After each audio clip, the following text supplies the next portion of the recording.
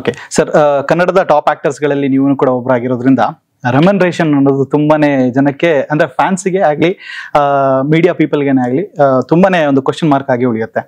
So first ಮೂವಿಗೆ ತಗೊಂಡಂತ remuneration, I think first ಮೂವಿನಲ್ಲಿ ನೀವು ಯಾವುದೇ ರೀತಿಯಾದಂತ ರೆಮ್ಯುನರೇಷನ್ ಎಕ್ಸ್ಪೆಕ್ಟ್ ಮಾಡಿಲ್ಲ ಅಂತ ಎಲ್ಲೊಂದ್ ಕಡೆ ಹೇಳಿದ್ರಿ.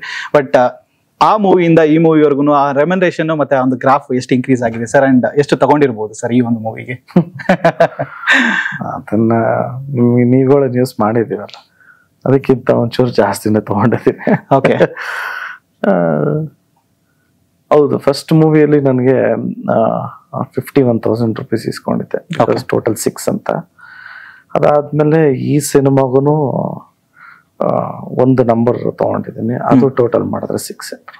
ಓಕೆ, ಸೊ ಆ 6 ಯಾವುದು ಅಂತ ಹೇಳಿ ನಾವೇ ಕ್ಯಾಲ್ಕುಲೇಟಿವ್ ಆಗಿ ಯೋಚನೆ ಮಾಡ್ಕೊಬೇಕಾಗತ್ತೆ. ಬಿಕಾಸ್ ಆಫ್ ಆ ಒಂದು ಡ್ಯೂರೇಷನ್, ಆ ಒಂದು ಬಜೆಟ್, ಆ ಒಂದು ವೈಡರ್ ರೀಚ್ ಇರೋದ್ರಿಂದ I think numbers will go bonkers ಅನ್ಸುತ್ತೆ. ಇಲ್ಲ, ಪ್ರೊಡ್ಯೂಸರ್ ನಮ್ಗೆಲ್ಲೂ ಕಮ್ಮಿ ಅಂತ ಮಾಡಿಲ್ಲ, ಎಸ್ಪೆಷಲಿ ಆನ್ ಸ್ಕ್ರೀನ್.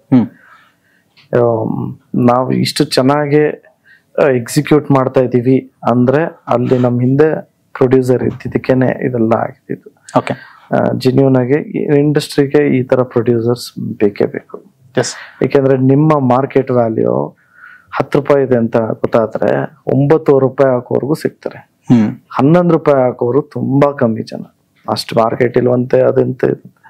ಬಟ್ ಇವರು ನಿಮ್ದು 10 ರೂಪಾಯಿ ಇದೆ, 15 ರೂಪಾಯಿ ಹಾಕ್ತೀನಿ, ನನಗೆ ಗೊತ್ತಾಯ ಈ ಸಿನಿಮಾ ರಂಗದಲ್ಲಿ ನಾನು ಎಷ್ಟು ವರ್ಷದಿಂದ ಇದ್ದೀನಿ, ಬಿಸ್ನೆಸ್ ಅಲ್ಲಿ ನಾನು ಜನರೇಟ್ ಮಾಡ್ಕೊಳ್ಳೋದು ನನಗೆ ಗೊತ್ತಿಲ್ವಾ ಅಂತ ಹೇಳಿ ಅವ್ರ ನಂಬಿಕೆ ಇದೆಯಲ್ಲ, ಸೊ ಅವ್ರ ನಂಬಿಕೆ ಮೇಲೆ ನಾವು ಇದ್ದಿದ್ದು.